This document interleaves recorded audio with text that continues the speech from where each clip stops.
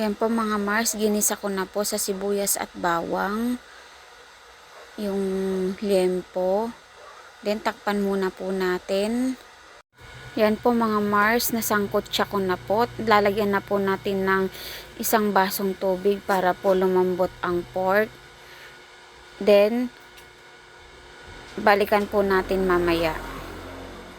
Ayan na po mga Mars, medyo malambot na. Ilagay na po natin yung dugo. Sinala ko po muna po mga Mars para po wala po siyang buo-buo. Then mga Mars, haluin lang po natin ng haluin para po hindi po magbuo-buo yung dugo. Walang buo-buo. Ayan po mga Mars, kumukulo na. Isunod na po natin yung sayote at siling haba. And then, halu-haluin lang po natin mga Mars. Antayin po ulit natin tong lumambot. Then, maglalagay po tayo ng asin. And then, paminta po mga Mars.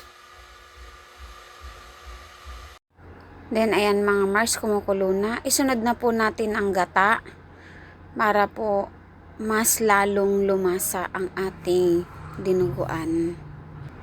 Then, halu-haluin po natin mga Mars. Ito na po mga Mars. Luto na po ang ating pork dinuguan na may gata. Thank you mga Mars. God bless po. Thank you for watching.